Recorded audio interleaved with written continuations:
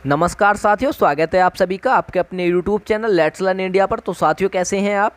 उम्मीद है कि आप सब अच्छे होंगे और अच्छे से एग्जाम की तैयारी भी कर रहे होंगे।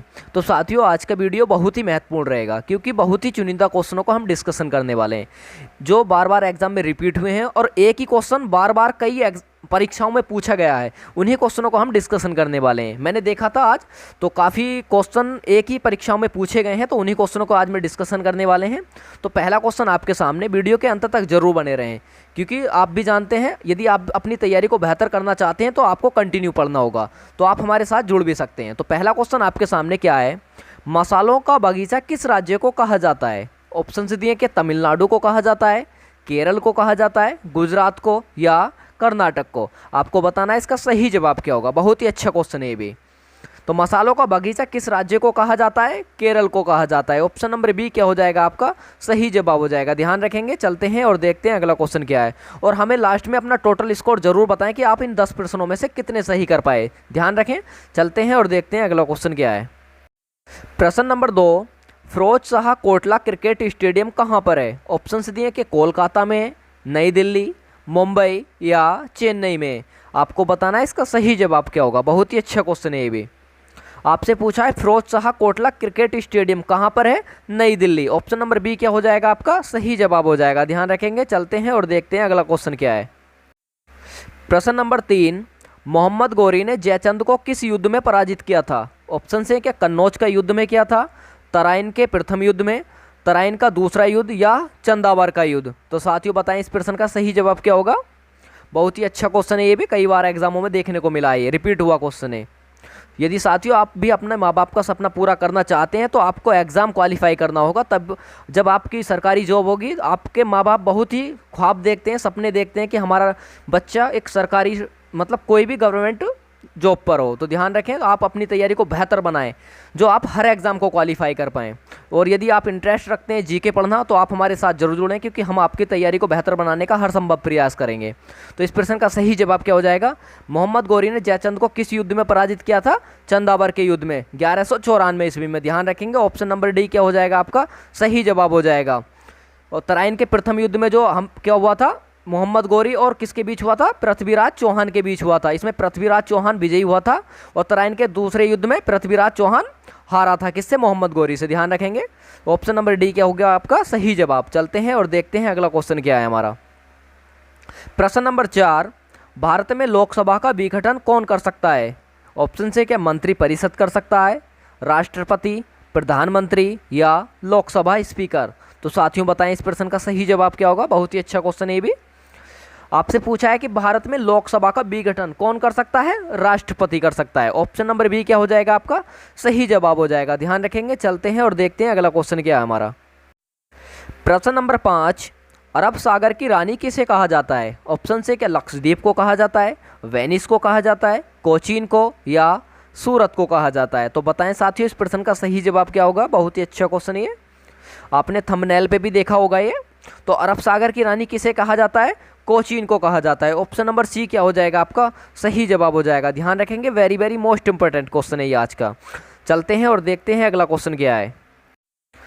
प्रश्न नंबर 6, नंदा देवी पर्वत चोटी किस राज्य में स्थित है? ऑप्शन से क्या सिक्किम में है, जम्मू कश्मीर में है, उत्तराखंड में या अरुणाचल प्रदेश में? तो बताएं साथियों इस प्रश्न का सही जवाब क्या होगा।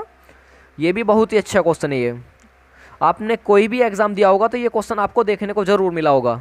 नंदा देवी पूछ ले या कंचनजंगा पूछ लेता है, तो कंचनजंगा कहाँ पर है? सिक्किम में है, और नंदा देवी पूछे तो उत्तराखंड में। ऑप्शन नंबर सी क्या हो जाएगा आपका सही जवाब हो जाएगा। ध्यान रखेंगे। चलते हैं और देखते हैं अगला क्वेश्चन क्या है।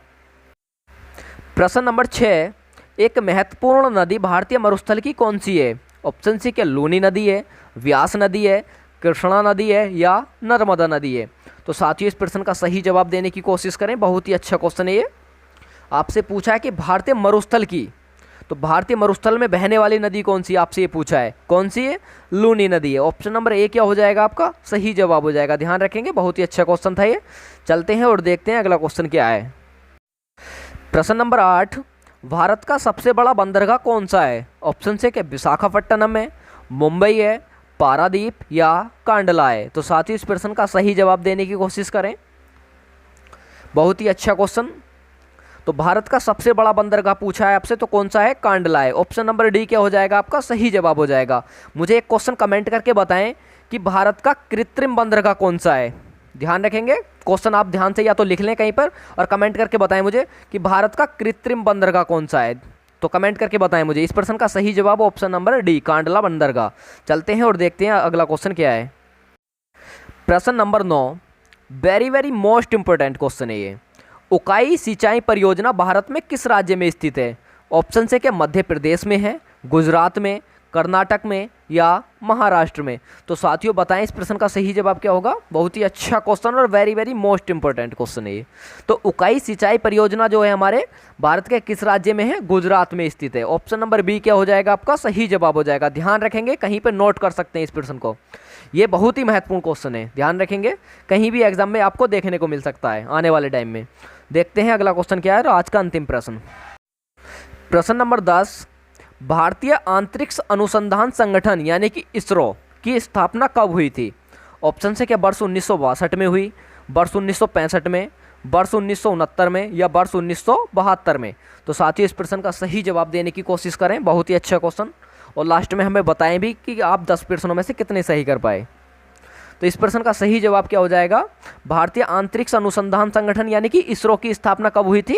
वर्ष 1969 में हुई थी। ऑप्शन नंबर सी क्या हो जाएगा आपका सही जवाब हो जाएगा। ध्यान रखेंगे और आप मुझे कमेंट करके बताएं कि भारतीय अंतरिक्ष अनुसंधान संगठन का मुख्यालय कहाँ पर है। ध्यान रखेंगे, आपसे मैं क्वेश्चन क्या पूछ रहा हूँ, मुख्यालय पूछ रहा हूँ इसरो का। तो आप मुझे कमेंट करके बताएं। तो साथियों वीडियो कैसी लगी हमें बताएं, फीडबैक ज़रूर दें। यदि वीडियो अच्छी लगी हो तो वीडियो को लाइक करें और हमें कमेंट करके बताएं कि वीडियो कैसी लगी। और जिन बच्चों ने अभी तक भी चैनल को हमारे सब्सक्राइब नहीं किया है तो प्लीज़ करके चैनल को सब्सक्राइब कर लें, क्योंकि हम आपकी तैयारी को बेहतर बनाने का हर संभव प्रयास करेंगे।